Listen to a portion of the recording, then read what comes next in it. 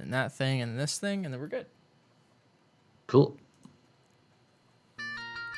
This episode of Lords of the Storm is brought to you by our sponsors over at Patreon, where you, yes you, can also support the show. Just head over to patreon.com/Lords of the Storm to become a patron today. Heroes, gather tribute and earn my favor.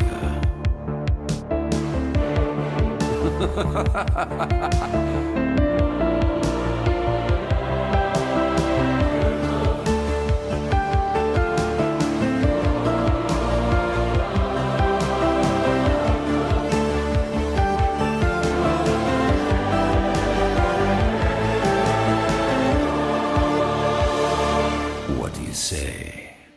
Are you ready to begin? Oh, yes, I am. And yes, this intro, Jay Carver, I know exactly how you feel. I love listening to it every week. But hello, everyone. My name is Greg Gizmo Zord Parker, and you are listening to Lords of the Storm episode 155. The weekly Heroes of the Storm podcast for you, the true heroes of the storm. I'm joined tonight, of course, by the Zord Lords themselves, Mr. Kevin Multi-Zord, multitasking, baby-handling, dog-wrangling Ellis, and Ryan TBK Zord, also multitasking, soon to be multitasking, but not a multi-Zord reader. And on this week's episode, we came, we conquered, we were conquered in Creators of the Storm. 2 new reworks on the PTR, along with a developer update, some 6 skins incoming, and it is Western Clash time. But before we hop into all of that, let's see how the multitaskers are doing. Multi, how are you doing tonight? I'm doing pretty well. Finally got to sit down to the show here, and I'm ready to go. It's your relax time. Just what is relax time? I don't remember what that's like anymore. Yeah, you true. won't for a while. No. All right, and TBK, how are you doing tonight? I am doing wonderfully. I'm a little sleepy, but I will. There's a story behind it, and I'll tell you about that later. But otherwise, it's good. I'm just enjoying lots and lots of heroes. Yes, it seems like the past couple weeks, by no means has there been like no news, but it's been kind of slower for Heroes of the Storm, and There's a reason for that, though. Yeah. I do believe there is, which we'll get into, and we have plenty to talk about today. As far as gaming, I know we all played quite a bit of Heroes this last week, but we dabble in anything else or in PTR or anything like that, TBK?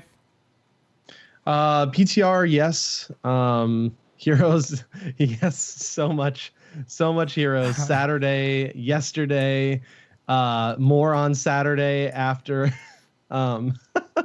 after we played in the tournament, like a crazy amount of time. I don't know what I was thinking, but people just were like, "You want to play more Heroes?" And I was just like, "Sure, let's play more Heroes." Why not? I am halfway through the second act of Divinity 2, and it continues to be one of my favorite games of all time. Nice. How long into it are you? Oh my gosh, I've probably played.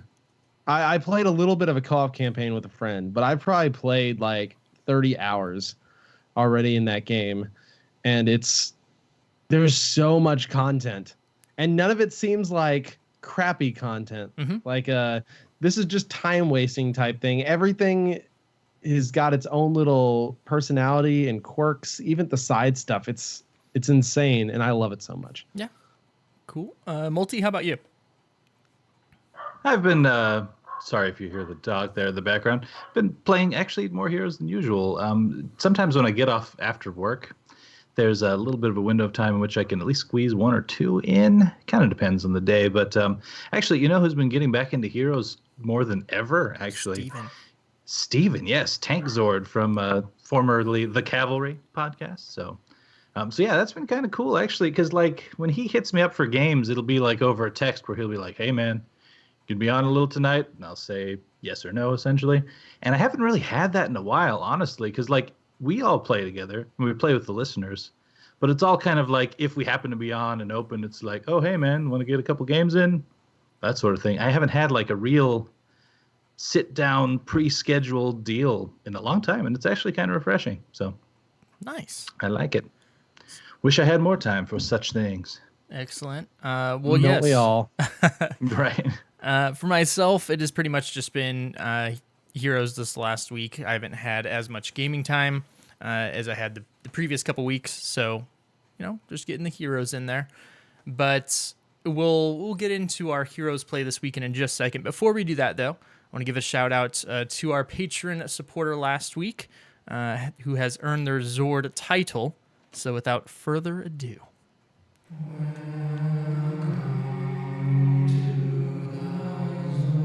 You have been deemed worthy of bearing the Zord title. Welcome to the Zord Lords. Tater Zord, welcome to the Zord Lords. Taters are good. Tater tots are wonderful. I don't know if I that's... do love tater tots, They're very good. And so are hash especially browns. with like some ranch. What? Ew, Oh, wait, you just, yeah, I you don't just know about ruined that. them. I don't know about that. No. But I dip everything in ranch though. I'm just throwing it out there. Ranch is the best. you know what goes best with them? Zord. Ranch. Tater Zord. Oh, That's it. Yeah. How about those ketchup packets? we can go with Yeah. that too. We've been stacking up. But thank you very much, Tater Zord, for the support. Thanks to all of our patrons. We do appreciate it very, very much. Let's go ahead and hop on into the news.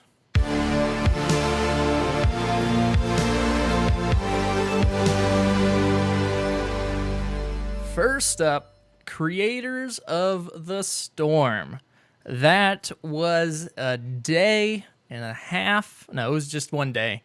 But holy cow, how fun that was. If you guys weren't able to check it out, I know the VODs are up. You definitely should. But this was a tournament put on by Daz of a whole bunch of content creators from all over Heroes of the Storm, kind of mixed up into teams, 4 teams to be exact. And we had a little round robin section, followed by a bracket section based on a round robin seedings. And let me tell you, Lords of the Forge hype. Lords of the Hype Forge. Lords of the Hype Forge. That's it. We were just demolishing people. Number 1 seed from round robin. Undefeated into the brackets. Beat everyone. Not even close. Going to the brackets, playing the 4th seed, things are going to go good. The casters are hyping us up. Like, oh. Kind of planning for the finals at this point. Yeah, they're like, frankly. who's going to be in the finals? Well, obviously, it's going to be Lords of the Hype Forge and Gank. Why can't I remember these names now? Gank. It was the Gank Geeks Push of Gank, guys. the Geeks of Gank. Geeks of Gank, yep. Like, obviously, those are going to be the finals, and Lords of the Hype Forge is going to come out on top. Well, the brackets were best of 3, and we lost 0-2. To the 4th seed. Yeah. And again, all the game modes were goofy and be fun. I think our first ones during the round robin, we had, what was the first? All Warriors. All Warriors, Which we did Yep. really All well War- at. And then we had an ARAM, or as much of an ARAM as you can do in the game now with your 3-pick thing. Which that was actually a close game. That was a 40-minute ARAM. 40 minutes. It was insane. It was an intense My game. wrist was Absolutely tired insane. by the end of that one. Yeah, if you're gonna that go back and watch VOD, watch that one. It was probably the closest game of the tournament from the ones I saw. And then our third match of the round robin was all assassins, which we did well on as well. However, I got to Twin Blade Varian. You did. In the All Warriors game. You too. did. So I made all of my Twin Blade Varian bros. I did you proud. yes. Yep. Game 1. Game 1. And yeah, then we moved on into our the bracket, and our first matchup was reverse draft. Now you might be thinking, oh, you guys should be great at reverse draft. We've done this before just to have fun. We did not do well at it. We actually did it kind of with the draft system, so there was time constraints, made us nervous. It was really hard to think about and I think we said this last time we did reverse draft, that it's so hard to find heroes where it's like, oh yeah, I totally feel comfortable letting the other team just play that hero because no one plays it. Like, all of the heroes in this game are pretty darn good. There's reasons to be scared of all of them. And so we went with a strategy of, hey, maybe they don't play these heroes that often. So even if they can be effective, they just won't maximize their potential. While they gave us all supports. And this was on Braxis Holdout. And with the support changes, we don't have any wave clear. We don't have much of anything besides sustain. Damage. Yeah. Yeah, no. And we did really well starting out. Things were Surprisingly well, Yeah. considering. Yeah. But in the end, we just couldn't do the win the objectives, and we couldn't clear the waves with the push. So we ended up losing on the second objective. But we actually ended the game with the same amount of kills, 15-15, which I was impressed with. I was happy with that we were able to do that because everyone thought our draft was awful, and it turned out they turned out to be right. And then we moved on to our second game, which was humans versus monsters, which was also a fun match. Also a little confusing because you could pretty much stretch most heroes to be humans or monsters based on skins. But Greymane, for instance, was technically both. We tried to, because the other team picked Greymane, we tried to see if they, as the monster team, had to just be in Worgen just form the whole in time. Worgen form. Wasn't so. Unfortunately. But yeah, and that game was closer as well on Garden Terror. We did a couple things bad that I think just put us too far behind in that game. We almost came back and won, but in the end, we lost that one as well. But overall, it was a blast. It was super fun. I played some heroes I hadn't played in a while, and I would super well put together tournament. So shout out to Daz, Liquid, everyone that was a part of that. The production value was amazing. Everything moved along smooth. The website was great for it. They had T-shirts made for each team that I didn't even know about. So, of course, go over and get a Lords of the Hypeforge shirt. Our teammates were amazing. And, yeah, I had a blast. What are your guys' thoughts, TBK? Yeah, it was a lot of fun. I was really impressed with the production value. Like they put a lot of time into it for sure. So big props to them. We had Goki from Heroes Hype, one of the Heroes Hype streamers, and Jeff from Heroes Forge on our team, and we honestly synergized really well. Really well. Yeah, Like, especially for it not worked out. playing together. Yeah, not playing together. Yeah, it worked out really well, and we all had a blast. Even the stuff even when we lost at the end, it was still a lot of fun. Although it was very long by that point. We did 2, and then I casted 1, and then we did another one, and then we jumped right into the group stages because we were first seed, and that was the first semis to go. So by the end of that thing, I was just like, I need pizza or food of any sort. But yeah, it was a lot of fun. But specifically pizza. But specifically pizza. And then I did have pizza. Did you have pizza rolls? Was the tournament sponsored by Tostito Pizza Rolls? I wish. Should have been. Because then I would have gotten free pizza rolls. That's true. It could be argued that I'm making a note for Yes. us to get sponsored by them right now. Haven't we talked about this before? Let's do this. I was just going to say it could be argued that we played the tournament optimally because we got in there, showed some dominance, and then got out in time for pizza. So That's true. It's true. Yeah, we beat every team. And then we It just is lost true. to the team that didn't happen to win any games. They were sandbagging. I'm telling you. Yeah, they were That must have been it. Must have been it. totally sandbagging. But again, super amazing. So shout out to everyone that was a part of it. And I, hope to take place again. The winners were the 3rd seed. Yeah, the finals were actually a underdog finals. Right. So Gankbush, Geeks of Gank, who had 2 people on their team who have hit Grandmastered before, and I think usually hit Masters, went down in their semifinals as well. So it was the 3 seed and the 4 seed in the finals, and the 3 seed, the Trolling Blizz, ended up winning it. So congrats to them. But next time it's us. We'll be back on Right. top. We're going to give you the supports this time. Yes. Well, of course, by then probably the supports will have wave clear and stuff again, and we'll still do it, and then we'll. No, Blizz will just nerf him again. It's fine.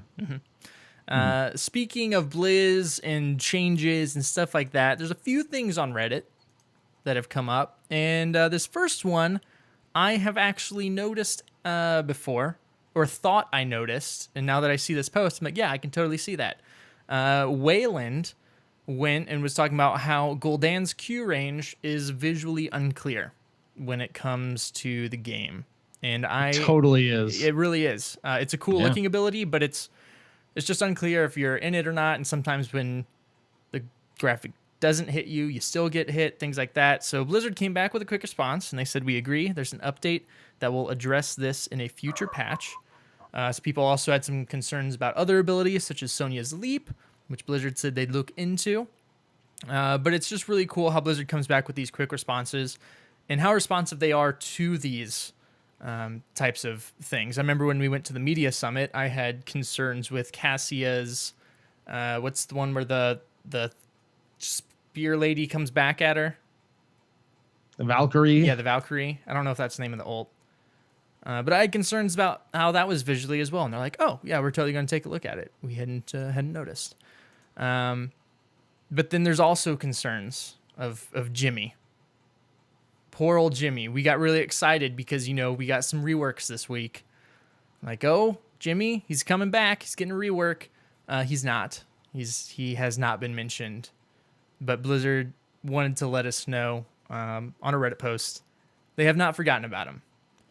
So what do you guys think this means? Do you think it's such a big rework that it's taking a long time? Or do you think they're really just trying to figure out exactly what they want to do with him? I think it's just coming up on the docket, in particular because the dev that responded to this one, just it's Blizz_Daybringer. I'm not sure who that is offhand by name, but they posted just simply, we haven't, with regard to whether they've forgotten about Raynor. And then there's a winky face. I mean, not really. It's a semicolon followed by a right parenthesis, but you get the point, right? And so that's what's kind of making me think, like, if it was so far out that it wasn't on their radar, obviously they probably just wouldn't say anything. We know this because this has actually been an issue for some time that has been brought up time and time again. Like, where's the Raynor rework? Haven't really heard anything until technically 4 days ago. So I think that's pretty rock solid. I don't know if he's next necessarily, but it's got to be in the next couple months. Yeah. I think. TBK? So we've been saying this for over a year, and he hasn't been touched for the longest time. I think the last time he was good was last December time frame, when he had a massive bug with his Hyperion. Yeah. I think that, and that's the only reason he was good. And then they fixed the bug and he went back into obscurity. So I don't know. He's a really interesting hero right now. He is basically the epitome of old design and hero mechanics. He has one button that doesn't do anything. It's a complete passive, and his adrenaline rush would most likely be a trait with any hero currently. And his trait gives him extra range, and there's several heroes that basically have his trait built in and more currently in the game. And so he's in a really rough spot from just a kit standpoint. He's got a lot of old talents. He's got very minimal build ability. He's got a completely surpassed trait, and he's only got 2 buttons. He can actually hit, and then you can talent into a 3rd button. I like that there's simple heroes in the game, and I hope if and when they do rework him, they keep that in mind, because he is a very good starter, easy to pick up hero, but at the same time, they could do a lot more to make him unique and fun and not make him overly complex. Okay. So next question would be, when we see this rework, what all do you think it's going to entail? Is this going to be something where we see, just him getting a third ability added on? Is it going to be not a third ability, but getting a talent rework? Is it going to be all new abilities? Or is it going to be a combination of those things? What direction do you think they're going? I think go ahead. I was just going to say, I would like a combination personally. I don't foresee them doing every single change. What I could see them keeping maybe is the Q, at least, because that's pretty iconic and I think has a place and works pretty well. But yeah, I mean, there's just the attack speed just isn't very exciting on the W. And then, as you just mentioned, TBK, there's all kinds of issues about him essentially not having a third ability right now. So yeah, I foresee a mix. But what were you about to say, TBK? I think his E will move to his trait, and he will have his the extra range just baked into the kit.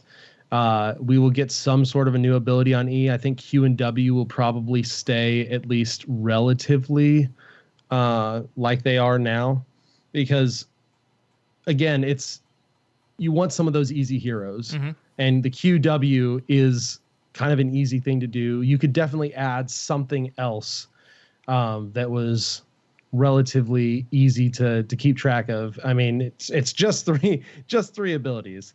But I'm sure they'll add something to spice him up a little bit and make him a little more interactive. Maybe not too much more interactive, because that's when you start. A lot of these reworks, I know we've talked about this in the past, have several times upped the skill ceilings on heroes that previously did not have them, like Malfurion, for instance.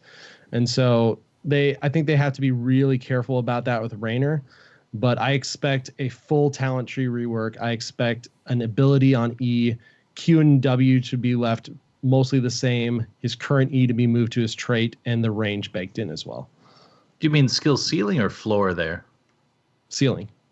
Okay, because Malf had a ceiling, always has. It's not easiest to play. Not near as high. As it is now. True enough. Like they've reworked a lot of heroes lately to really expand the range of the skill difference from what they were originally. Yeah, it's an interesting thing, because I've been thinking about it, and you're right, we haven't seen him for a long time. I think one of the things that attributes to that, on top of just his kit being old and not having as much abilities to spam to help the team, is auto attacks. Auto attack comps really haven't been a thing for a while now, because there's so many heroes with blinds in the game that its auto attack compositions are pretty easy to counter. So that also makes his W, which is his increase to auto attack speed, kind of AoE for the team around, or his team around him, kind of negates that as well, which is one reason I think they may also either change or add something onto his W, because I think when he comes out and his rework comes out, they want him to be able to have an impact in the game again, to whereas right now with his kit, even if they do something with his E, is pretty auto attack heavy, and there are just a lot of counters to auto attack right now. So, yeah, and I think it is okay to have an auto attack hero. Like that's why I don't really get super upset about even Samuro and his place in the meta, although it's a niche one for sure. But yeah, with him, there's just something weird going on. And you're 100% right. Like when you buff the auto attack speed of non-auto attacking heroes, I mean, everyone can auto attack to a degree, but you're just not going to get much out of it on a Probius. You know what I mean? So, so there's. I just have always felt that talent is fun. I mean, I agree with the people in chat who are talking about how it's kind of meant to buff the mercs and minions around you. Speaking specifically about Lord Dev right now, but you get the point. And so I mean it can be good. I like the fact that you had to like vary your stutter stepping between two different speeds and all that, but I just think there's something there that would be more fun. Yeah. That's kind of where I'm at on it. So I don't know. I think I like it. Just kind of depends on what they do with their E, but we'll have to see. And hopefully, yeah. hopefully the winky face entails sooner than later. But we do know one thing it entails, and that is soon TM. So Indeed. which who knows? Next up, and actually I'm going to move this up here just because I think it goes with our discussion now. With kind of a Blizz, there was a developer update Q&A that was posted with Matt Cooper and Alan Dabiri, and this is like a 4.5-5 minute video, I believe. I think if I remember off the top of my head, sitting down with them, just kind of talking about the kind of release schedule and content release schedule in 2018, which they talked a little bit at BlizzCon, but we're almost 2 months, complete months into 2018 now, and we've already seen the impact. So overall, they're kind of wanting to go more away from just taking all this content and wadding it up in a ball and throwing it down. Here's the next patch where we have the hero reworks, possibly a new hero, maybe a new map, and balance updates all at the same time. To now we're seeing things spread out. We had the Tyrael rework that was combined kind of with the whole mecha theme or skin theme, which was really cool. And now we're getting this rework with both Sonya and Medivh that are coming in a small patch. And there is one other balance kind of change along with that patch, but it's still small, bite size. We've been getting heroes more spread out, and they're more their own thing, to where everything's just more easily digestible. And I think it's been working really well so far. I love the idea they talked about how, they want to possibly do more things like the mecha thing to help highlight some reworks. So maybe we'll see some more things like that in the future. But how do you both feel the pacing has been so far throughout 2018? Multi? I think the idea of having the event, the Mecha Storm event, actually correspond with the new skin and the rework for Tyrael was brilliant. And they actually kind of brought that up in this video too, just briefly. Can we expect to see more of that kind of thing down the road? Yes. And I think that was pretty refreshing. So, I am adjusting to the new content release schedule a little bit, only in that, we're really feeling it now, actually. This is actually the week where typically we would have at least a teaser or a few people guessing as to what the next hero is going to be. And now we actually technically have something like that, but it's from a data mine, which we'll get into in a second here. But it's clear now that the slower pace is starting to happen now that we're finally fully into 2018. And as I've said before, I am okay with it. I do want them to be thorough with some of these reworks. And honestly, a reworked hero with enough talent changes, in some cases we've seen in the past, have been almost a new hero. Like, they've never super hardcore, as I remember, totally rewritten all of the abilities or anything like that, at least thus far. But again, it can bring someone out of obscurity, like we've been talking about with Raynor here. So I'm okay with it. I did want to highlight really quick just the format of this video. I was really happy with just seeing, Alan Dabiri and Matt Cooper up there, because frankly, it's since he really jumped on the game, it's felt like we haven't really been able to see Alan very much, and to actually have him take the front there in this interview type format, I think really worked. I think it was kind of reminiscent of Jeff Kaplan and his developer updates, and I just hope they continue to do this in the future, because it's nice being able to see a little bit of their reasoning behind the changes, and then see the changes flesh out in the PTR right away after. So I don't know, I'm optimistic for sure. Yeah. How about you, TBK? Because I know, how do you feel about the release schedule so far? Because I believe up to this point, this is the longest we've gone potentially without a new hero tease. Medivh's been out 3 weeks now. Mm-hmm. I think we may have had one time in the past a 5-week gap, which we still technically could be on schedule for. But overall, how are you feeling about the release schedule? I'm okay with it, honestly. We've got like 70 plus heroes now. It's not a small number by any means. There's still a few gaps. I would like to see some more support. I would like to see some more specialist heroes come in, but I think we need to kind of rethink this, not in terms of less content, but in terms of more spread out content. The big thing that highlighted last year was just content dumps. These absolutely massive chunks of content. They culminated, I feel like, in the Kel'Thuzad patch, where you not only had Kel'Thuzad and a ton of balance changes, you had like 4 reworks that came Major out ones, all too. the same time. Yeah, just huge stuff. So what they're doing is, it's not that they're doing less stuff, it's that they're getting smarter about how they're doing it. Yes, we might see a few less heroes come out a year.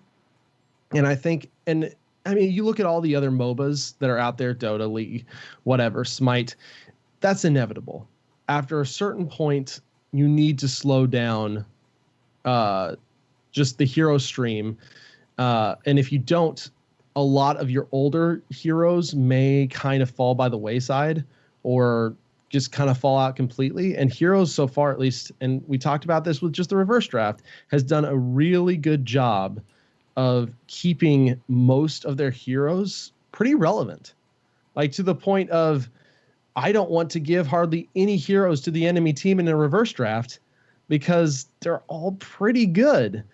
And so if slowing heroes down, but maybe increasing a little bit the level of reworks or the attention to some of the older stuff, older philosophy, older heroes, is the result of that, then I think I'm okay with that. I love these like mini content dumps where it's just like, boom, here's a theme, here's some sweet skins and loot box stuff, here's a rework or 2. And the nice thing is, if these reworks aren't coming out with a brand new hero, they can kind of highlight them and stand on their own. Like, they released little mini videos of the reworks for Sonya and Medivh, which was really awesome. You should go check those out. That kind of highlights all the new stuff that they've done and the philosophy behind what they're trying to do. They talked about map reworks. They talked a little bit about Hanamura and how it is completely different. And that's something we haven't seen much of yet, is map reworks. But I think with a little less emphasis on new heroes this year, we will see more emphasis on them fixing some of these older maps. They mentioned that Hanamura in its current iteration now has a neutral payload. You'll be able to attack the core. The core gameplay hook of Hanamura has changed completely from what it was. They mentioned Blackheart's Bay as something that they wanted to look at. So if they kind of replace this new hero content with other stuff, these reworks, these cool mini events, map overhauls or tweaks or whatever, I think that'll be a really good compromise. And that'll keep the content flowing without being too overwhelming. And then when the heroes do come out, they'll be able to make a big deal, a big show of these, these brand new heroes. But from a format perspective, I love it. It was really good seeing Alan. Like Multi said, we haven't had, for those who have been in the community for a while, Dustin Browder was very much a Jeff Kaplan type of game director he's very much the face of Heroes. And Alan, on Twitter more than anywhere, but yeah. Alan, not as much. Dustin kind of pioneered the Twitter thing. Jeff kind of pioneered the video thing, and Ben Brode kind of ran with that as well. No, Ben Brode ran with the rap thing. All right. He's the rap god among them. He is the Blizzard rap god. I mean, yes. I don't think there's any disputing that. But Alan has definitely been less in the spotlight. And which is, it's it kind of sucks a little bit because he's actually really well spoken, and you can tell, especially when you talk to him or when you see videos, he's very passionate about the game and improving it. So if this is the kind of format that they can roll with, starting kind of with this and kind of getting him out there a little bit more, I think that's a great thing. For sure. And as you hit on, they did talk about the Hanamura a little bit. I'm super excited for that. Oh, yeah. Me too. I Me too. totally said, when we talked about what are some things we can do to change this map to fix it, it needs to be one objective that is forcing team fights where it's a tug of war. You are trying to force the payload into the enemy team, which I think almost could right work. away we brought that up. It was kind of funny. Yeah. So yeah, turns out that's gonna work maybe. Hopefully, and I'm super excited for when that map comes back. Who knows when it will be? I don't think you mentioned TBK, but they also brought up Lunara, who's also been brought up a lot on top of Raynor with her Wisp talents not being a fun thing. So they're looking at that. Who knows when we'll see that? But possibly a more exciting level 7 talent tier in the future for Lunara. Maybe And in the different- future for Lunara, she's going to be the new level 4? Druid hero portrait. Is it level in 4? Hearthstone. Yeah, level Level 4 is 4. Wisps. Wisps. Honestly, levels 1, 7, and 4 could all use a little more excitement, in my opinion. I would hope if they do a rework on her, it would be more than just the wisps, but we'll see. But yeah, I hope they continue with this, and just excited to see what else all is coming out. But we do have coming out along with this. It's not as big of an event as the mech thing, but we have some Enforcer skins coming out that are pretty sweet. And huge shout out to the animation team and the video team who cut together this little promotional video from the in-game engine.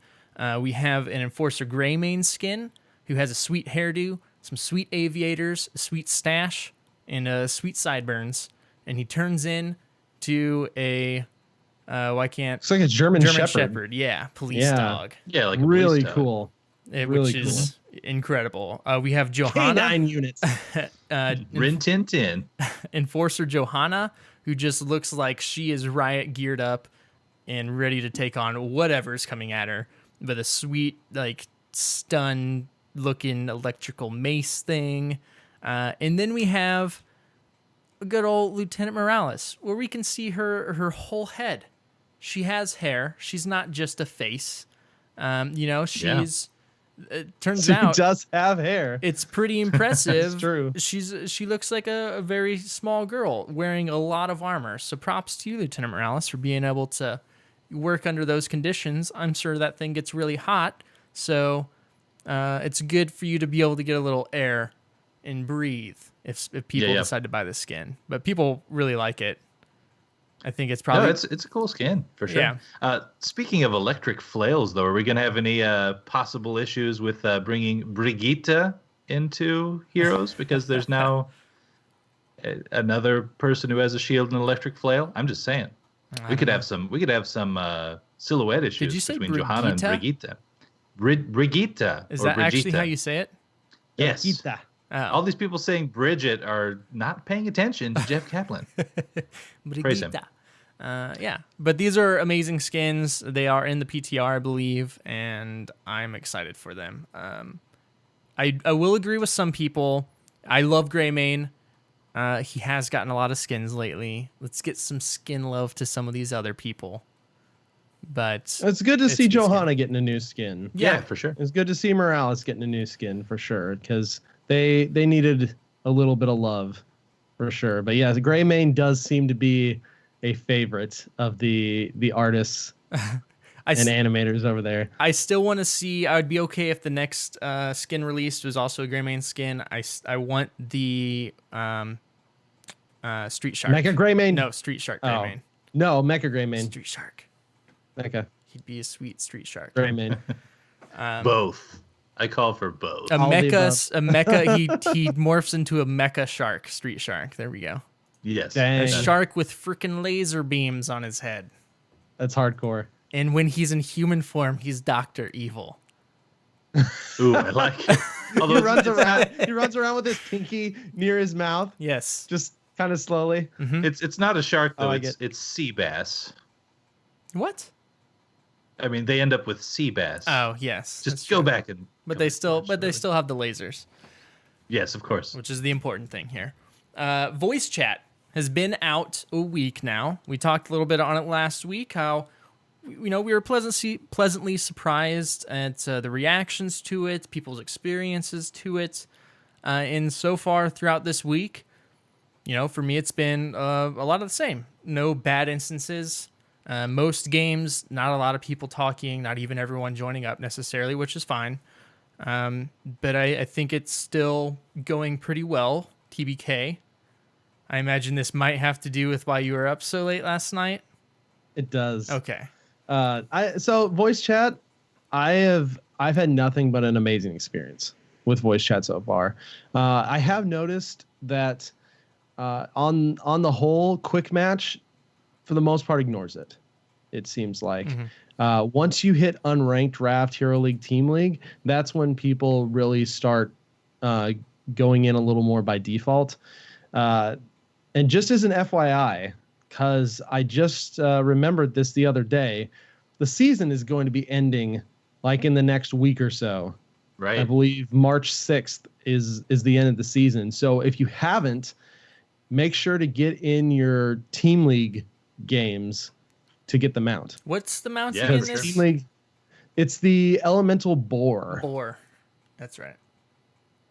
Is a boar. What a bore. What a bore. So I was like, holy crap, I am busy a lot of the rest of this week. I really need to get my Team League in. So I sent out the Twitter call for Team League, and wonderful people answered my call. And I started at 8:30 last night, and I played the first. Yeah, I haven't done any placements yet. So I started the first two placement games. Chillrog joined me, and we jumped into Team League, and we jumped into voice chat, and all of our teammates jumped into voice chat in both those games. And it was a really Not good bad. experience. Everybody was chatting. We were talking back and forth. We were making calls. We were letting people know cooldowns when we were going to engage and such. And we ended up winning both those games. And it was really, really good. Like, I could not have asked for more. And then I had Slice and Hawks and Nem join me, and we all played the rest of them. And I think I ended up getting off at 2:30 a.m. We knocked out, the five of us knocked out all 10 Team League placements, and we went 8-2. Nice. Yeah, not bad at all. And we used the in-game voice chat, which I've actually just started using over Discord. Yeah. Like, which it's I have just too when I there. It's there. It's easy, and it is great quality. Like, huge props to the tech team for not only integrating that, but integrating it so well, because it's even in the loading screen. Like, Right. that must have taken some work to get that integrated into the loading screen, because we've been asking for chat in the loading screen for forever. And I feel like it's probably some sort of StarCraft engine, like Probably. I could like see that. thing that would make it super hard, but they went the extra mile. It just works across. All the controls are super intuitive. It's super easy to join or mute or block somebody. And the only bad thing about it is a lot of times I still forget that it's in the game. So I'm chatting with somebody, we're done playing. It's like, yeah. So how did you like? And I hit exit on the client because I'm done with the game. And then all of a sudden, and cut off. It's like, oh crap! Yep. No, I was chatting inside the. Oh crap! There's an adjustment. So that's a little bit of an adjustment from Discord, but overall, it's just been awesome. I've 2 big thumbs up. Like, they did a great job. Excellent. Yeah, and I am going to be in there knocking out my Team League games here before seasons end as well. So I look forward to seeing what experiences I have with the whole chat. And if you all out there have had any stories, I know we've gotten some tweets and stuff of some really cool stories, not just in voice chat, but just as the community in general lately, being kind to one another, and they're always really good stories to hear. So yeah, we do have an email later on, or rather, written in question that kind of addresses this from a different perspective. It's still not overall too bad, but I mean, as for my perspective, yeah, I'm just hearing these stories like that, TBK, are really encouraging, I think. And I had a question for you. Maybe you'd know this better than I would, at least Gizmo. Do any of the other games have the ability to type chat in the middle of the loading screens now? Like, does League or with Dota? Now, does the voice? Can you actually talk to somebody? You can in the loading talk. screen? Yes, So, That's the you point. can. Yeah, you can completely talk. so More I'm than that, you can actually mute people. You have the Yeah. little icons next to them. If you're in that screen and that person starts cursing up a storm for whatever reason, which again I haven't heard yet, you can just knock them out right there. So you don't have to wait for it to load for that. I would think how this works, because you don't have the text, and not any games that I can think of, at least. Like, not League. I don't think Dota does. I don't think Smite does. It's probably something to do with the loading itself. Like, I don't know how a lot of this works on the technical back end, but maybe it's just working so hard at getting the game up that anything else is just that much more difficult, which makes adding the voiceover and some of those other features in the loading screen even more impressive. Well, I think. my guess would be that the voice chat itself is tied through your BattleNet app, and the volume and stuff on the screen. When you're adjusting that, that's just adjusting your own personal settings. So the voice chat itself doesn't interfere with the game. Those settings are just adjusting stuff for you and not across. So that would be my guess, but I have no idea how that works either. So yeah, the chat could be kind of hard to get in there if it could interrupt with the loading process. But new hero, potentially, maybe. Again, we haven't gotten anything official. But Reddit user Rost 473 found this image of Tristram Cathedral in the PTR data. And it's an interesting image. So, Tristram Cathedral, we got the stack of books. We have candles. We have stained glass, which looks like on the right side, we have in the middle possibly the Dragon Knight. I can't really tell. So this is it looks like actually it. the inside of the building that we saw in the Hanzo Alexstrasza trailer. You see this exact stained glass from the outside Oh, interesting. during their fight. And so that would make very much sense. I mean, you can see the moon, you can see the sun icons above. Like, it looks like a girl, Alexstrasza, and then maybe a boy with a sword. See, that's kind of what I thought. It kind of looks a little like Alexstrasza. It's got the little horns, or at least it kind of looks like there's little horns. But there's a boy with a sword with a crown too. And he's so there it's just again like, on the very left strange. side. He's on the left So side it's as just well. like, could that be Anduin?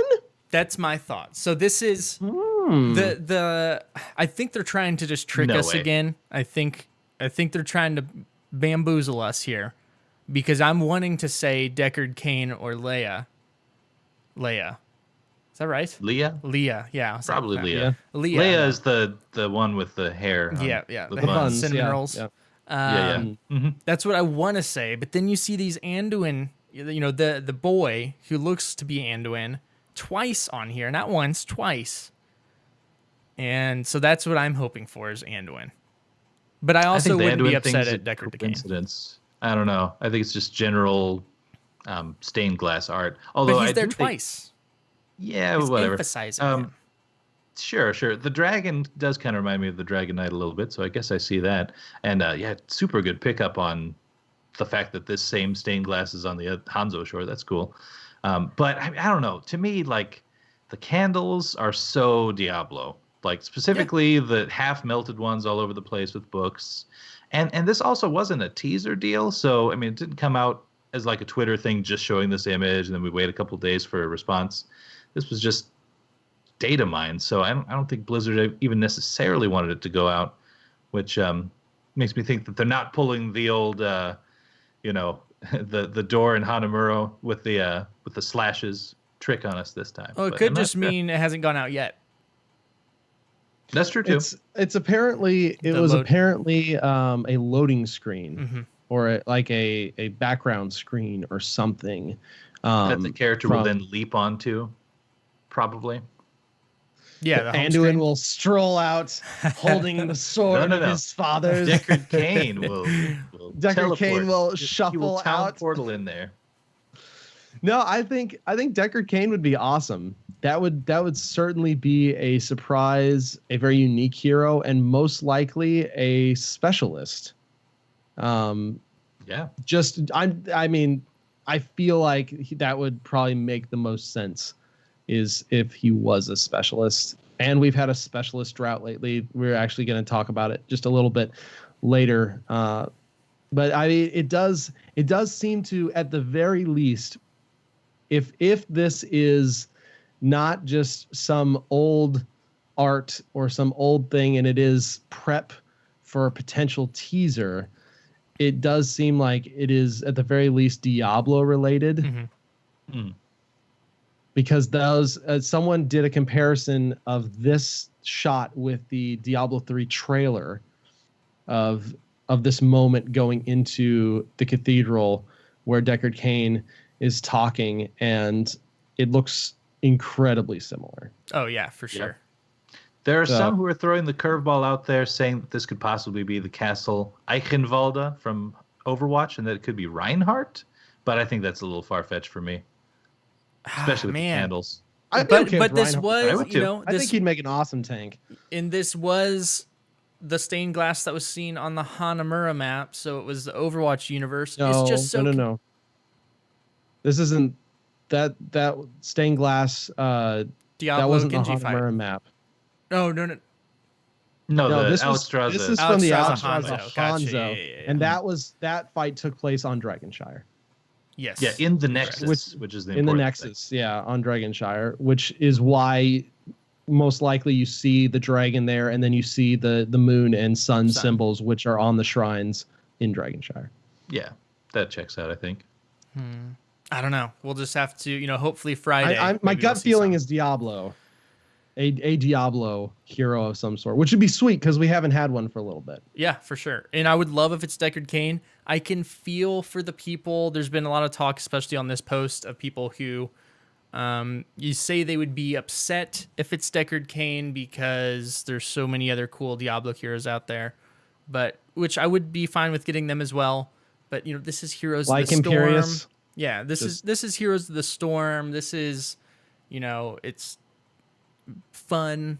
And what's more fun than having Deckard Cain, real old dude with a cane kicking people's butt, kicking They could do Diablo's so butt. many cool things with him. Like Yeah. he could be one of those heroes where like he's frail and meek on the outside, but secretly super powerful. Like controls elements of heaven and hell and can summon just crazy stuff. There's just so much that could be done with him. So we'll see I if think- that's I think next. that's the craziest thing though, Multi, is I honestly have no idea how they would do his kit. Which is Not awesome. Not that I couldn't think of stuff for it. It's just that you could There's so take many. his kit in so many directions with like how you set him up that I don't even want to try and think of what he would be so that I'm just completely surprised by what they come up with. Well, that's a point that we actually made in that interview with, I believe it was the Nate Lamouget one, where we were talking about Stukov and how sometimes it's fun for them as developers to just come up with something totally new. Like, here's a hero that's never been playable before. What can we do with it? So I think that Deckard Cain, no matter when he's coming, has to at least be an exciting prospect for them just to develop, Oh yeah, for sure. Yeah. So again, we'll see. Hopefully we see something this Friday, but who knows when we'll see it. I don't know. But we did have, again, Sonya Medivh rework in the PTR right now, along with a few other things. So we'll go ahead and hop into that. First up, a few small things as far as art. A little thing for Nova and Sergeant Hammer. However, Thrall After learning Thunderstorm talent, there's now a UI indicator that will appear under the health bar of Thrall's most recent chain lightning target. I can't talk tonight. I don't know why. Which is nice. It's Neither good to can I. see That's fine. those things added in. So, hopefully staying away from the clutter, but providing the information that we need to, be able to play the best. So Medivh is up here first. And I'll be honest, Medivh, Sonya, always been two heroes that I've never been good with. I've tried and I'm not good with them. I don't know if they'll ever be my hero. So I haven't played much of them in PTR, but I have been watching some streams and stuff. TBK, I know you've been playing Medivh lately. I know you hopped into the PTR.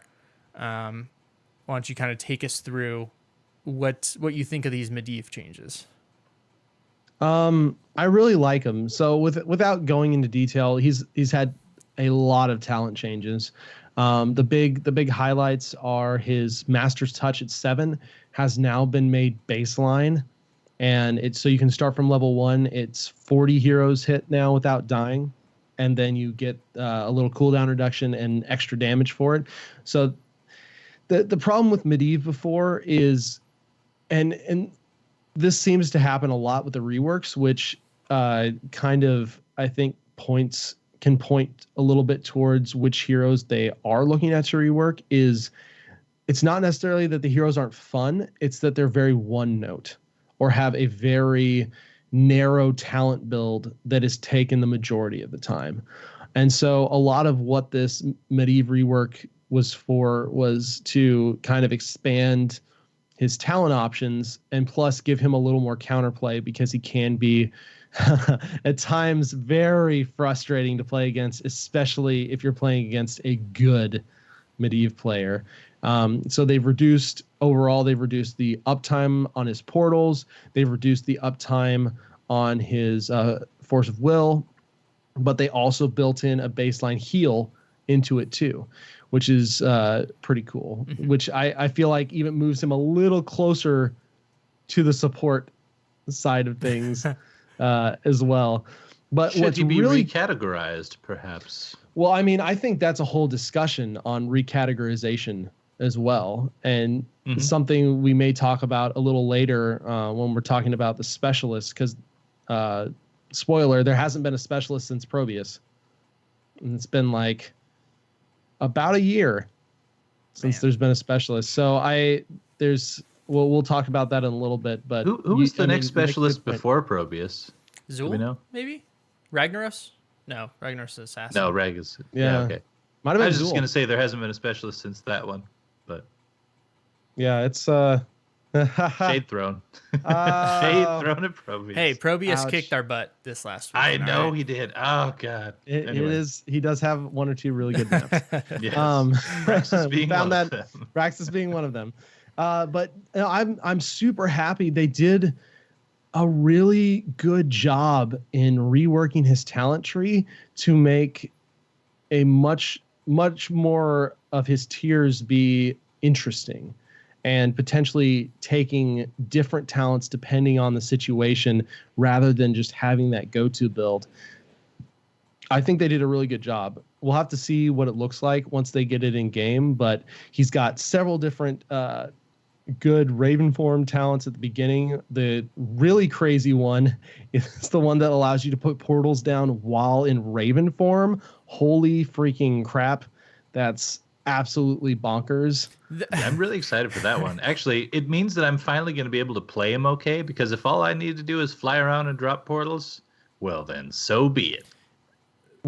I'll be fine. That almost seems like that is going completely against the this is a frustrating hero to play against. Like I know. that's Kind of, yeah. Yeah. That's It's like, oh, look, there's a Raven, and my target escaped. Well, and they reduce portal uptime and do a few of these other things to combat that, and then introduce a really easy way to get them off. Okay. yeah. So it's gonna be interesting to see how it goes, but on paper, it does look like he will have a lot more viable talents per tier, but keep his play style that people enjoy. Yeah. So we'll and I think watching Chillrog stream a little bit this week. I don't think I saw him play Medivh, but I know he plays Medivh a lot. So he was talking about him. It looks like there may be a potential for an auto attack build now, which is kind of weird, but Interesting. go for it. Yeah, the with auto attacks, and I think it was his Arcane Rift lowering the cooldown of his ultimates. That sounds pretty cool. Like a lot. What's it's the actually cooldown auto of attacks Polybomb?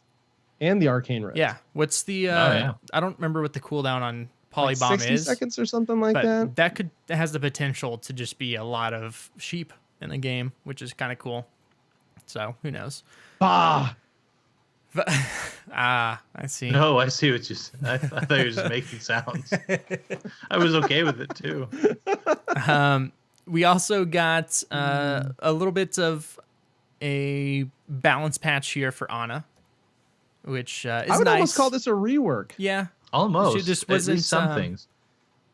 Pretty close. yeah, which is nice because I think she's a cool hero, but she's not played much, very situational. So they did some stuff to, we'll see if it helps her out.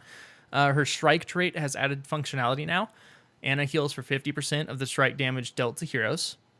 That's Kinda, huge. it's really cool. You don't Self-heal. have to waste your grenade for Self-heal. nothing on yourself now. Yeah, that her weakest is- point, I think, other than no escapes, was no self-heal, other than, using the grenade on yourself. And this, I haven't gotten in there to feel it out yet, but, anything helps. Yeah. To kind of offset this, her healing dart, they did reduce the healing from it from 237 to 215. Her biotic grenade has adjusted functionality. Amplified healing now only affects Ana's healing output. That is a big change. Yeah, it is. That is a But very you can big change. talent back into it as part of another talent as well. Yeah, and then the amplified healing duration has also been increased from 3 to 4. Her nano boost cooldown has been increased from 50 to 60, and the mana cost increased from 40 to 60 as well. And then the Eye of Horus.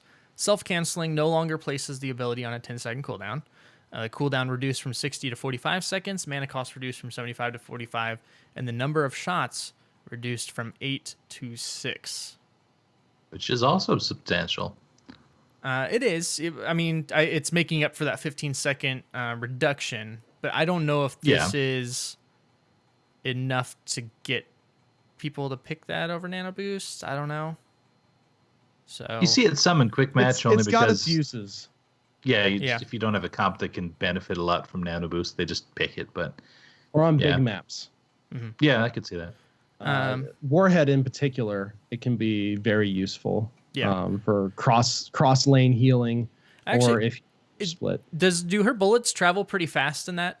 How long does it take Pretty you to much get across? Even across on Warhead? Yeah, it's pretty much instant. That's cool. It's kind of a line nuke, but that just goes the entire length. Cool. She also got some talent stuff here at level 1. Grenade calibration. Add to base functionality. The amplified healing effect of Biotic Grenade now works on all healing. So that's the talent that you can make it go back to all healing, which is nice for those duo support comps. Piercing Darts. First quest unlock. Range increase from 50 to 25%. Range increase from 50 to 25%? It reads weird, but the range increase of 50 is now 25. So it's been the range been increase has reduced been 25. reduced. Yeah. So yes, And then it That just does reads read really super weird. weird. Though. it's like, yeah, because normally they put, yeah, that's weird. And same thing for the second quest unlock, also reduced to 25% increase. My mind can't handle The that right increase has been reduced. now. Yes. And Yeah, then, it probably should say range increase reduced To from 25. 50 to 25%. yes. And then Right. detachable box magazine, which is the passive first quest unlock, has new functionality. The self-healing for strike now also applies to non-heroes, which can help get you up there and clearing some waves. Level 4, aim down sights for her trait. Strike activation cooldown reduced from 10 to 3 seconds. And her airstrike for W, airborne duration reduced from 4 to 3 seconds. That's cool because that's always been a cool ability for the range there. And level 7, debilitating dart cooldown reduced from 45 to 20 seconds. That's her activatable. And mind numbing agent, spell power reduction per strike stack decreased from 15 to 10%. So we'll see what that does to her if we get to see some more of her in the game, period.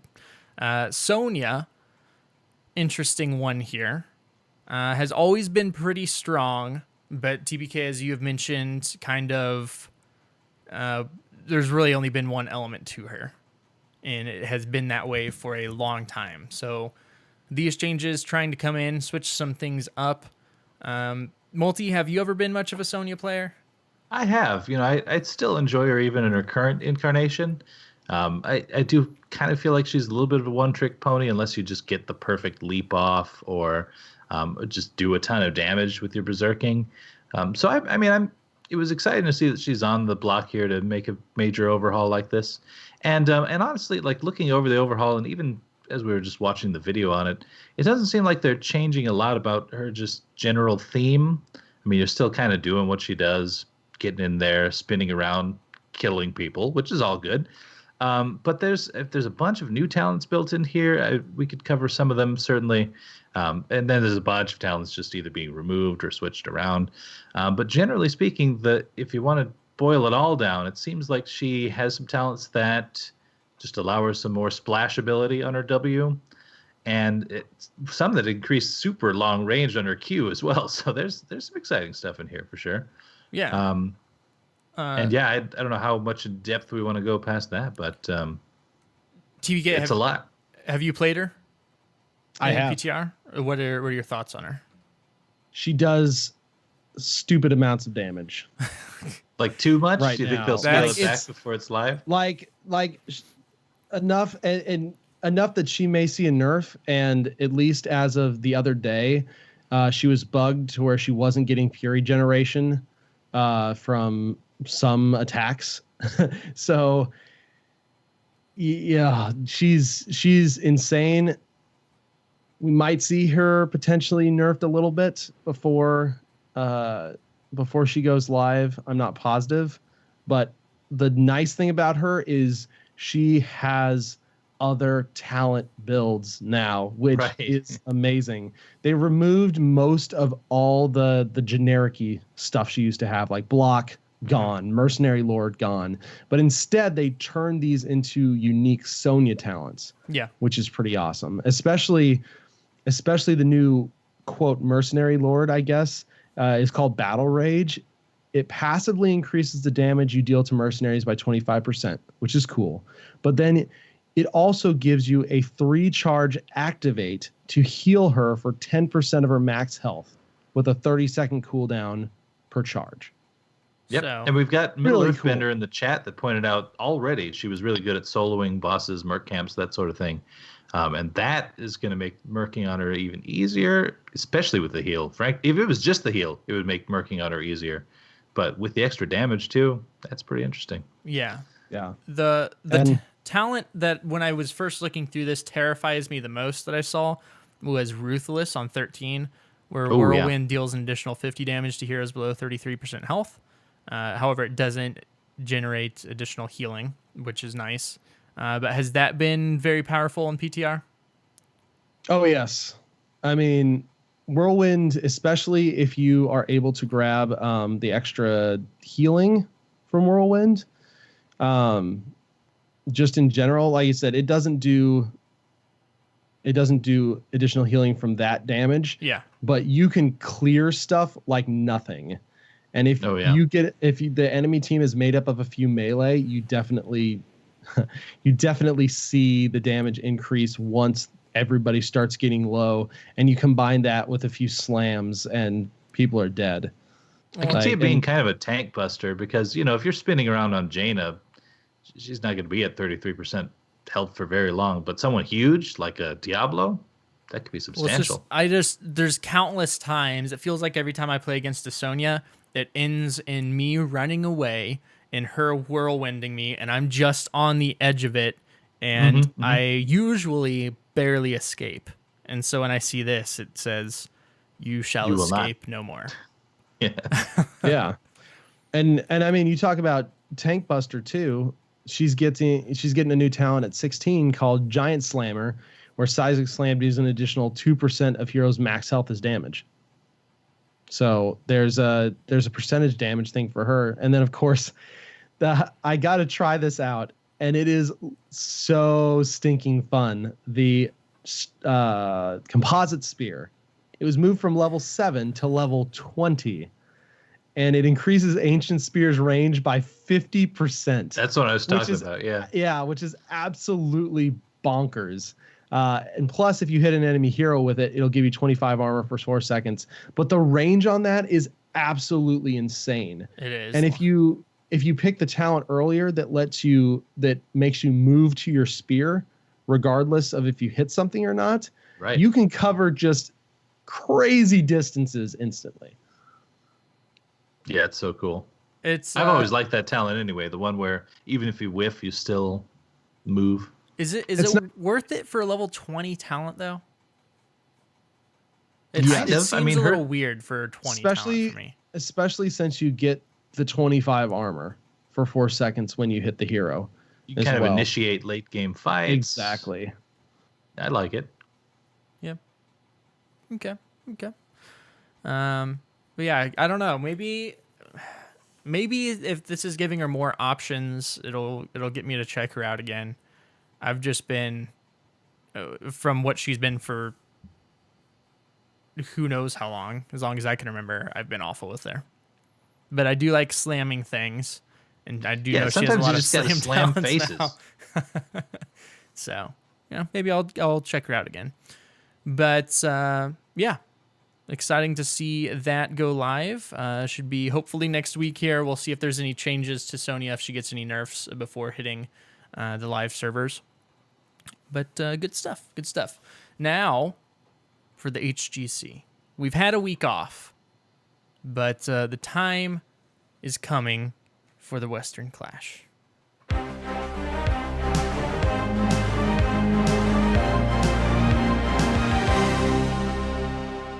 TBK. HGC. Hype Town. It's gonna be Western so fun. Clash. It's coming up this weekend. Oh, yeah.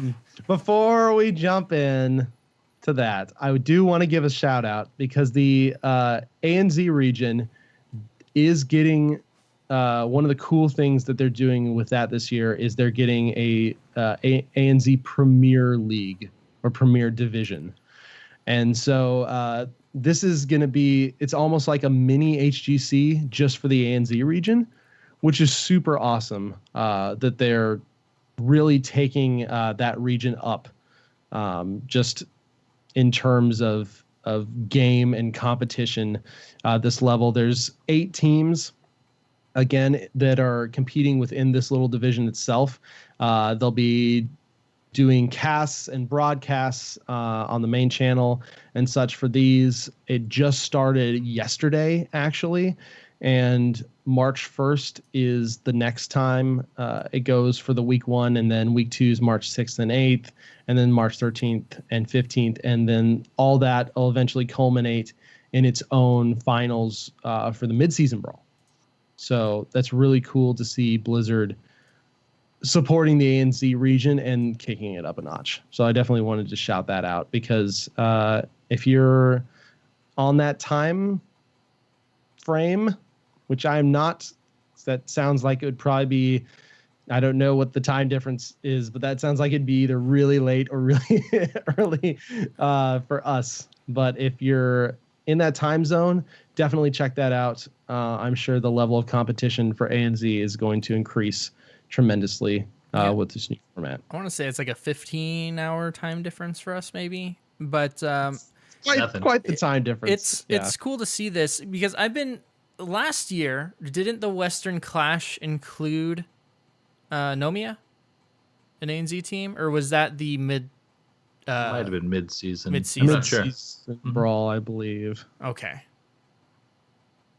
Because I know Nomia was in the lands, the big Right. lands. Yeah. I just, for some reason, was thinking during the Western Clash last year that ANZ was included into that ours. So, I don't know. I honestly don't remember. Mm-hmm. But if they were, they switched it up this season. Yes. And if they maybe this is the answer Mm-hmm. to that. I'm not positive because It's been a long time. I don't remember exactly. But speaking of Western Clash, that is coming up. And it is going to be played on the Maiev balance patch from 221 with Maiev enabled. So this will be the first time that we will have the possibility of seeing Maiev played at the highest levels of competition, which is super exciting because she still seems to be banned in all the the games I've played that have drafting. Yeah. Now, she's been nerfed in this build, right? Down to where she more or less is her now. First nerf, I believe. So still strong. Yeah. Still very, very. Oh, still very strong post any of the nerfs. So, yeah. I think we'll see her. What do you guys think? I hope so. I really want to see, because she's a very high skill hero. So I'm really excited to see. I want to see which ult they pick. If we see Warden's Cage, or if we see, and I'm blanking on the other one. The disc. Containment disc. Containment Nailed disc. Good job.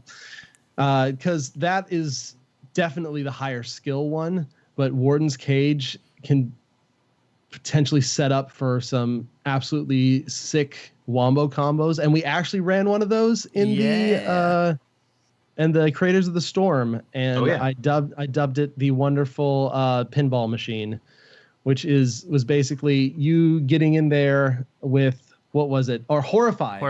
Yeah, it was throwing Warden's Cage down, Horrify, and then just watching people ping between the walls. And we actually pulled it off once or twice as well, and we were all laughing. That was the Maiev Butcher game, and it was super fun because that was all assassins, and so our philosophy was, if you can't get away from Maiev and you can't get away from the Butcher because of Land of the Slaughter, you're just not getting away, and they didn't. Yeah. Nope. But it's good you mentioned the pinball here, TBK, because Cavalier Guest said he was going to take that over to Gale Force and try and test it out and potentially steal that idea. So you heard it here first. It was TBK. Yep. There you go. Mm-hmm. Pinball. They could be a pinball wizard, but that's already copyrighted. Pinball wizard would be Maiev with Warden Cage and Wave of Force. Li Ming. Yeah, from Li Ming. Yeah, that'd be cool. Also, as a fun extra for the Western Clash, Michael Dahl will be joining the desk in Katowice. Katowice. Yeah. Katowice. As long as we're not saying Katowice, I think we're. Yeah, I think we're fairly close. But he is going to be the guest analyst, which I guess would that make him sixth man? Oh yeah. I'm trying to remember how many mans we've gone through. So maybe sixth man. Not enough. I can never have enough mans. All right, let me be clear. That's good. Noted. Noted, Multi. Hey, wait a minute. So... Hey, no, this is just now sinking in. Do I need to play? You have that on I love that he's got that queued up still. Anytime. Of course he does. Good. But no, he's going to be bringing his knowledge and insight from the pro perspective to the Western Clash, and I believe he's been doing some casting himself with some of the Open Division as well lately. So it'll be interesting to see how he does and what he brings to the table as far as just from an analyst perspective. So, I mean, really all that's left is the midseason brawl. And we talked about this a little bit because we've got the brackets. I'll go through this real quick. Of course, it's starting Friday morning at 4 a.m. Central Time, which would be 2 a.m. Pacific Time and 5 a.m. Eastern Time. So if you really want to see it, and I kind of do, but that's so early. Team Dignitas will be playing Heroes Hearth Esports first, and then Team 12 will be playing Method. Tempo Storm will be playing Zealots, and Fnatic will be playing Team Freedom to start things off. This is an upper-lower bracket tournament, so even if for some reason NA loses every single game, we can still fight amongst ourselves through the lower bracket and then come out at the top victorious. I don't think it's going to go down that way. I think Hey. NA at least takes one of these. You know what? I It could think be they it could be an underdog final, just like Creators of the Storm was. You know, we Honestly, were never know. team Dignitas, Honey Badger, not giving a crap about anyone, and then we got crapped on. I think there's potential. I'm hoping even maybe 2 NA teams make it out of the initial upper bracket stage. I think that would be absolutely awesome to see. And I think, and this is a spoiler from community content. I've got an interview with Jayhow coming out on Heroes Hearth tomorrow. And one of the things I asked him was, what are the matches to watch? And he said all of them. That's a So, good point. I mean, I was it's- actually considering watching it's all close. of them. It's I think it's going to be the most competitive NA EU matchups we've seen so far in Heroes. Yeah, I'll agree with that. I hope they come out with the VODs quickly enough. They've been a little bit slower on those this season in terms of when they're posted. But Yeah, I'm trying with to these decide. times, it might be a little bit better. I'm trying to decide when I get home from work tomorrow, do I go straight to bed to try and wake up and watch these? I'd at least be able to watch the first 3, maybe the first game of the Fnatic Team Freedom before work, and then screw my sleep schedule up for who knows how long?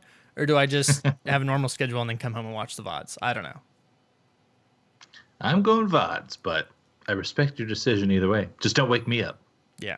So it looks like there will be 6 best of 3 sets on Friday. So we'll get the first 4 initial sets, and then we will see Oh. the first 2 sets of the lower bracket as well.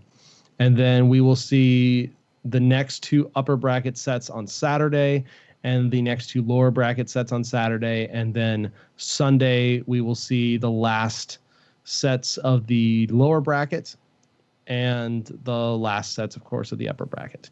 And the semifinal round, all of Sunday's games are best of 5. And then the last finals game on Sunday is a best of 7, with the upper bracket participant getting a 1-game lead. Yeah. Saturday's games are best of 5 as well. Yes, you're right. Saturday's Which- games are best of 5. So we are getting to see a lot of best of 5s, which I really love because, again, that was one of the big problems a lot of people have with how BlizzCon went down is there was so many almost everything was just best of 3s, and the finals was best of 5. Yeah. And so Right. it's really good to see a lot of these being, especially the knockout rounds for the most part, being best of 5s, and then the finals being a best of 7. The more rounds you have, the truer a test of skill it is, I think. But don't listen to me say that when you go back and remember how we did in the tournament this past weekend. Doesn't apply. Anyway, But yeah, I'm excited. I'm gonna try and catch as much of this live as I can. But like Multi said, I hope they're on their VOD game because I'm turning my spoiler tag off. I'm gonna try and watch most of it without knowing, which is gonna suck because that means I'm gonna have to stay off of Twitter completely too. yeah, you have to go Twitter Most of blind, my- especially that morning, you know. Oh yeah, since most of my timeline is basically Heroes people. Yep. Right. Mine too. Yeah. Just have to get on Facebook or what's that new Vero, whatever the heck that is What? that people are doing now. Vero. I haven't even Vero? Snapchatted. I'm not ready for something new. Snapchat is ruined. It's gone. They trashed it. Community content. You already teased a little bit. What else you got, TBK? I wanted to kind of point out a post by Critic Kitten actually talking about Malthael and the debate on like the notion that Malthael is a tank buster. And Critic Kitten says, actually, the notion that Malthael is a tank buster is a common misconception about how percentile damage works. And so I wanted to throw this out there because it is a really interesting thing with how percentile damage works. So it says, suppose you have two targets, one with 5,000 HP and one with 3,000 HP. Malthael will chunk their health at 1.75% per attack with the recent changes. But who dies first? The correct answer is, of course, neither. They both lose health at the same rate. But because the 5k target is taking more raw damage, the obvious and totally understandable perception is that it is better versus tanks, even though there's no mathematical justification for this, as he's actually killing both targets at the exact same speed. But wait, of course, you forgot to take into account that percentile damage ignores armor, making it superior versus tanks. Yes, it is true. The other major advantage to percentile attacks is that it ignores armor, making it a great tool against tanks who rely on that armor to provide body blocking and such. However, the previous example also left out an important detail, which pushes Malthael over the edge and away from being a tank buster that he's advertised to be, is the fact that attacks like Malthael's have baseline damage on top of the percentile damage they deal. So this is just the normal auto attack damage, not his trait damage that's dealing the percentile. So when that happens, things get interesting because his percentile damage is chunking heroes down at the exact same rate because it's health to health, but his auto attacks are doing less against tanks with armor than they would be against a hero without armor.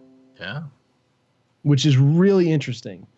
And so technically, you're actually killing the assassin without armor faster than you are killing the tank with armor. Yeah, I get that. My thing with the whole tank buster thing, I still think it's a good term for him. I just think it's understood incorrectly. I don't think that means he's better against tanks. I think it just means he is. It's more how percentile damage works. Yeah. Right. Yeah. So he's still chunking tanks down faster than most people can. But yeah, I think the misconception of him killing tanks better than he kills assassins is, I agree with that for sure. Yeah, I think that's the big point to this, is that he's not necessarily faster at killing tanks than he is at killing anybody else. Yeah. Yeah. And the math behind this is really impressive, by the way. Yeah. Just throughout the entire post. Yeah. So we'll have a link to this in the show notes if you want to read through the whole explanation. It's pretty interesting just in kind of how percentile damage works. So the other thing, of course, I mentioned Heroes Hearth tomorrow. I have an interview with Jay Howe coming out on the Western Clash. There's a lot of really interesting stuff in there. So definitely be looking at my Twitter or Heroes Hearth for that.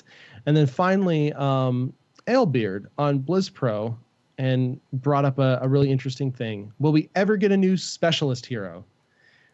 We don't have many. We've got 12, I think, or 13, 12 or 13 specialist heroes. It's not a lot. And Probius was released almost a year ago. And so I kind of wanted to bring this up, and he has a nice article about it, but I kind of wanted to bring this up for us to discuss for a short time, because I'm kind of wondering, are Blizzard not necessarily releasing any specialists because we have a new classification system coming? I could see it. Yeah. I could honestly see it. Well, they've been talking about that for over a year now as well, of wanting to get a new classification system in. Yeah, and all the existing specialists could at least be somewhat put in one of those categories.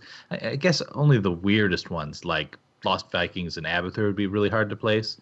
But some of the others, I mean, you could for Sylvanas or Zul being assassins, they're just a little more wave cleary than your standard guy. I feel like if they did it, they would be splitting warriors into tanks and bruisers. Assassins would be going to burst and sustain. So like Nazebo, I think would be going sustain. So specialist, I think they would split into either the sustain or burst assassin damage, or adding on perhaps a utility, which I think Sylvanas would fall in under. So yeah, I could see them splitting up from what we have 4 now to Technically, don't we know. have 5 because they haven't added any more multi-class. multi-class. Right. It does have its own icon, dang it. It does. And I want more of them. Yeah, because I think Sylvanas could go into utility. I think Tyrande and Tassadar could go into utility. So I don't know. I would love. I've been wanting that for a long time, and again, they've been talking about it for a while. So hopefully, Maybe Deckard Cain will be multi-class. I kind of want to just say that so that if it turns out to be true, I can be like, "Yeah, called it." Called But, it. It's multi-class. He's probably a support, assassin, a tank, or All a three. specialist too. Yes, of course, of course. No, but back to the specialists though. I mean, it's always been kind of the repository for weird heroes, in addition to ones that just don't really do a lot of, I guess, burst damage to be considered an assassin. So I don't know. I mean, I'm okay with it assimilating into other roles because I genuinely like the weird ones, even the ones that don't see a lot of play, like Lost Vikings and that sort of thing. Just the fact that they're in the game makes the game more interesting to me. So I don't want to see that approach to go away. Like, if they break out new categories and specialist isn't in one and they come up with a hero like the Lost Vikings, I don't want them to think that the categorization should limit their design space, I suppose. But you could be onto something here, TBK. I think you may be onto something. It just feels like the next big thing, right? Because voice chat's out of the way. We might eventually get performance-based matchmaking back. They've mentioned it several times in the past, and I think once they do, it will. I don't know if I'd say necessarily open up their creative freedom, but it would really help from a player perspective, I think, because we've talked about other MOBAs that have much better classification systems.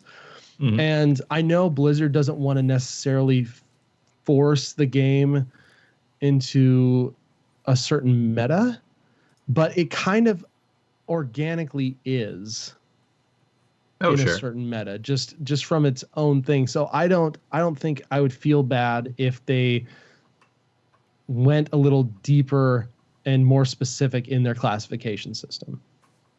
Something like Overwatch, even, where you could even have little indicators that said, "Oh, team damage is low," or no healers, or no tanks, or whatever, in a draft screen, or while you're sitting on a quick match select screen or something, just as little kind of notifiers. You don't have to.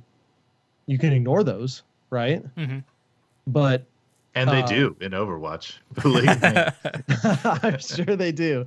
But from a new player perspective, especially, those type of things can be super helpful. And so if you can categorize your characters a little better, and not pigeonhole them, but zone in on what they do, I think you could enable more systems like that. Yeah. I would agree. We have a couple questions here to get to this week, so let's go ahead and hop on into those.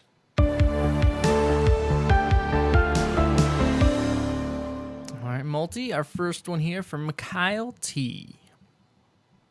We have another one on there as well, but I can address the Kyle T one first. It's a little bit lighter for sure. So the question is, what's your favorite hero/skin/mount combo? And that's a good one. I actually haven't fully prepped an answer just yet myself. So Gizmo, what's yours? That's hard because there's so many. The two that pop into my head are going to be, and this one's old school. This is Master Skin Nazebo with his like wood, gold, and purple skin tint with the Nazebra mount. that also matches that tint. The Nazibra mount's a really cool mount, and it's underused because there are a lot of cool mounts out there. But I'm a big fan of the Nazibra. The other one that I use a lot that I can think off the top of my head, or that I use regularly when I play that hero, would be Malthael. I don't really remember which skins I use. I don't really think it's... I think I switch back and forth, but a red skin tint with the Angry Cloud. Yeah. And that I do that on Firebat as well. But Firebat, I mainly use the like ice. What? Oh my gosh, what's his skin? The Fell Reaver. Yeah, the Ice Fell Reaver. And Yeah. like I'll use an Undead mount or something a lot of times too. Yeah. TVK, do you I have like any? it. Great Father Winter Stitches with the Jade Fart Cloud and the Alarak announcer. Wait, what skin? The Great Father Winter Stitches Okay. with the Jade Fart Cloud. Is there a particular reason why the fart cloud? I mean, it kind of fits with like. Because it's just a Stitches thing. Like it just is. fits him so well. Like he's hovering on a literal cloud of fart. And then he has an ultimate, which is a literal cloud of fart. That is whenever. Well, I think his ultimate goes a little beyond That's the when farting, he- and it actually comes out. Yeah. We now have an episode title. It's called Beyond the Farting. Beyond.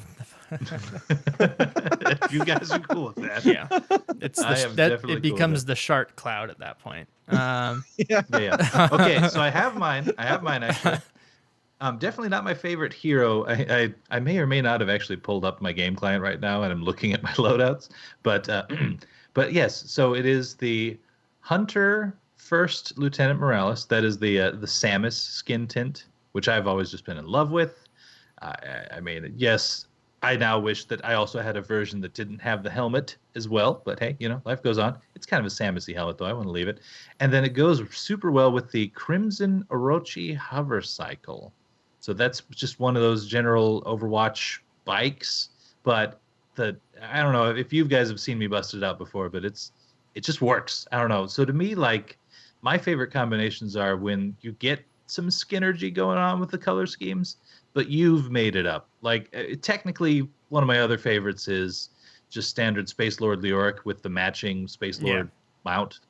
And it just looks awesome. But, I mean, it was a predefined combo that I didn't, like, discover myself. You know what I mean? So, I don't know. I like the ones where I kind of express my own creativity a little. Yeah, those go. I use that same mount, the Orochi one, on when I use my Mecha Kerrigan.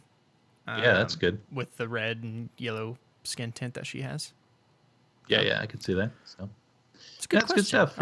I like those questions. Send more in Yeah. if you have random things. So it's like an AMA for the Lords of the Storm.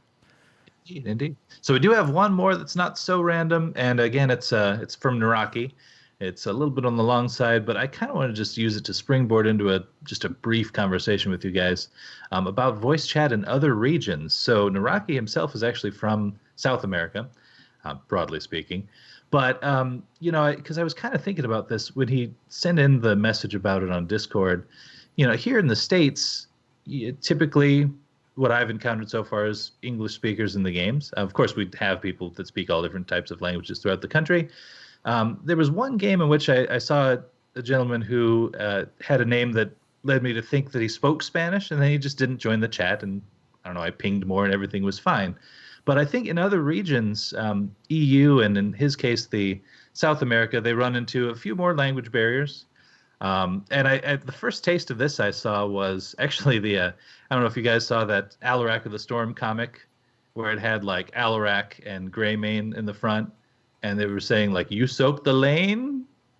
And I just thought it was kind of cute, but then also an interesting look at how, people from a different region who don't speak the same language would try to bridge the gap using English in that case, and try to help make the game move forward. So I'd be really interested to see what other people have to say about how things are going in their region, if they found language barriers have been an issue, or honestly like a positive thing. When you think about it. If I was a German speaker, perhaps in a game with a Spanish speaker, I might try out some of my Spanish on him, and be like, "Hey, do I sound like I know what I'm talking about?" So could be interesting. But okay, so Naraki's take on it though. So I don't want to go into any details because I certainly don't want to offend either side of this. But from his perspective, down in South America, he's aware of there's apparently a couple countries where they've just kind of got seems like a rivalry going on, but it's led to Get that beef. instances in which there's some beef, and he claims that it leads to, and this is according to him across all games that have voice chat, just some extra trolling and even some extra toxicity between the sides that that can lead to like cursing each other out and all this other stuff. So his take on it was that he's not having the best time with it because he's experienced this in every other game, and now that it's here, it's just another way for this other faction, if you will, to troll him some. So I mean that does kind of suck, but I don't know. It's one case against a lot of potentially good cases, I think, in this. And I mean, we also, in my opinion, can't really expect Blizzard to, fix issues like that. I mean, they've done what they can to just make a good product, and it's up to us and how we use it for sure. Yeah. So. I really am, because we do have a lot of listeners from all over. Yeah. So I'm interested as well. Whenever you're mixed with more player bases from more countries, if the language barrier is having an impact. So let us know if it is. It's got to be really interesting in Asia as well. Yeah. And it's not that I don't think it's like Blizzard's responsibility to fix it. I don't know if there's anything they can do, because what are they going to do? Make it where you're only playing with, your country? That's limiting your pool of players way too much. It's an unfortunate thing. I wish there was something better to do. The only thing I can think of is you can select your preferred servers that you play on. And maybe if you do that or limit it down, maybe you'll have less instances of getting mixed if your server is far enough away. But I mean, I'm sure that wouldn't fix it completely, but that's really the only thing I can think of. But yeah, it's unfortunate. TBK?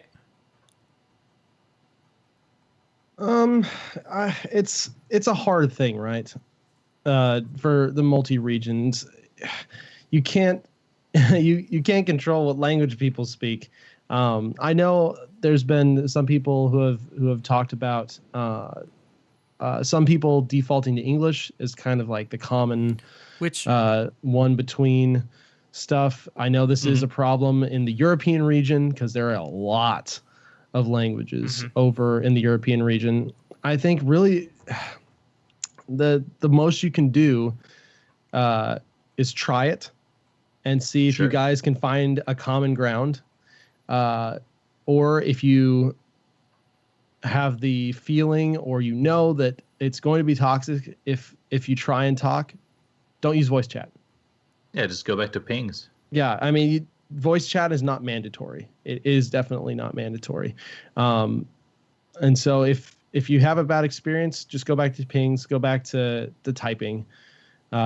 Because if you really think about it, most likely, even before voice chat was going on, if there was a language issue, that language issue would carry over to typing as as voice. No, these aren't always, new issues. Yeah, it's basically just taking the typing issue to the speaking level. And so if it was an issue before, it's probably still an issue. So I mean, it's something you try and work around it as much as you can. If it's toxic, get out of voice or mute the person being toxic. And then you just do the best you can. My other question for all of you out there elsewhere other than America, why does everyone defer to English? Like the worst language on this earth. The hardest one. We've got so many homophones. It's crazy. It's the hardest. It's dumb sounding. It just sounds like you got rocks in your mouth. Can we just agree on like another language? Because I really do. I want to learn another language, but I can't decide. Like I know a little bit of Spanish, but I can't decide like what to do because it's like all the other countries that I'd want to learn. Can't decide between. all speak English as well. So it's like, well, what's the point? Japanese. I'm leaning towards Japanese. I do want to speak Japanese. Would be cool. That's a doozy of your first language to learn. It is. Well, I mean, technically, I learned the hardest one first off, so it should be easier. There you right? go. That is true. That is true. My wife speaks Keep that mindset. Chinese, so it could happen. There you go. And yeah, I think Wicked Kitten has it in the chat. We make all the movies. It's Not all of them. The Bollywood's getting bigger all the time, but that's It is beside the point. true. We do make a lot of the movies. we do. And it's more of a school thing too. The U.S. does not do a very good job of teaching secondary languages from elementary school on, and many other countries do a really good job teaching either other languages and or English from like right at the get-go while the kids are little. That's one thing. Since nothing to do with Heroes, but if I could go back and be at a school that actually taught Spanish or whatever as a secondary right from the beginning, I would love to have done that because it's much easier to learn a language when you're younger. It is for sure. True. Especially from parents, if you could swing it. That is going to do it for episode 155. But before we go, Multi, why don't you let people know where we can be reached? Oh, we can be found in-game by typing /join space LOTS, or you can find us on Discord, which is sticky at the top of our Twitter, but also at bit.ly/lotsdiscord. So check us out there. And yet, we said we had a Twitter, right? At Lords of the Storm. Also on twitch.tv/Lords of the Storm. Live Wednesdays at 9 p.m. Central. And we have a Facebook page, facebook.com/Lords of the Storm podcast. You can email us with any feedback or questions at lordsofthestorm@outlook.com. And if you want to help out the show, a couple good ways of doing it. One of which is arguably better, but I don't try to belabor the point. 5-star reviews. Definitely a huge help. Don't want to undersell that one. But I don't want to undersell the Patreon either, which is at patreon.com/Lords of the Storm, which, again, totally optional, but definitely something we really appreciate. Anyone who's ever given any amount or even thought about it, genuinely. I mean, if you get your Zord title, in my mind, if you drop off after that, you still got your Zord title, friend. That's a fact. Once a Zord, forever. always a Zord. Isn't that how it works? Is that in the caveat? Yeah. I'm not sure.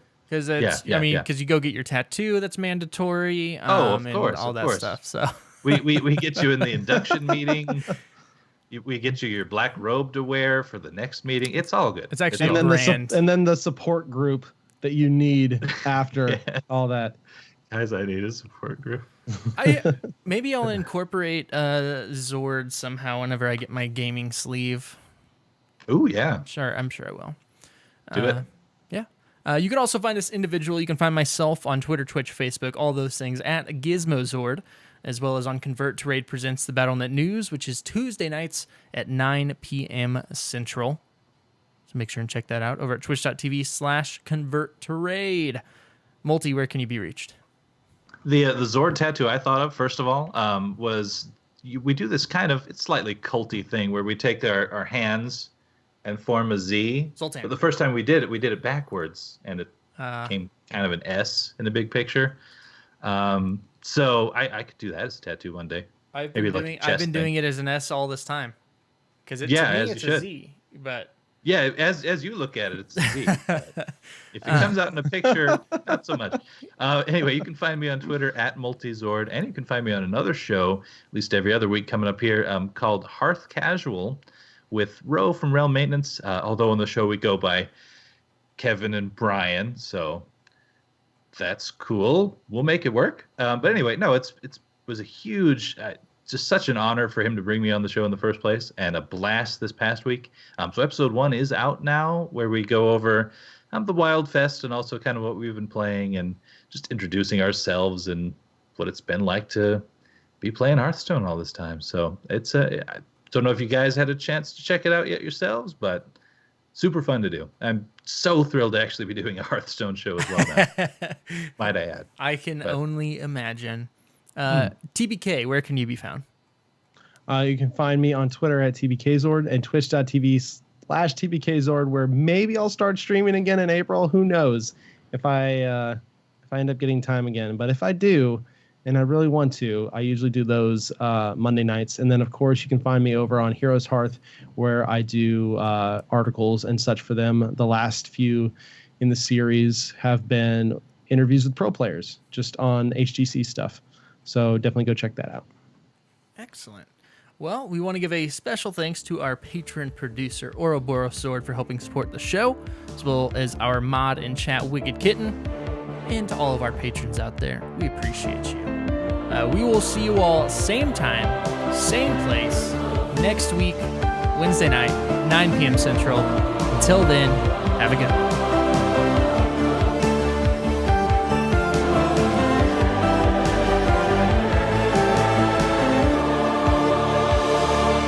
Enough. I shall do no more. Ouroboros, I like the location choice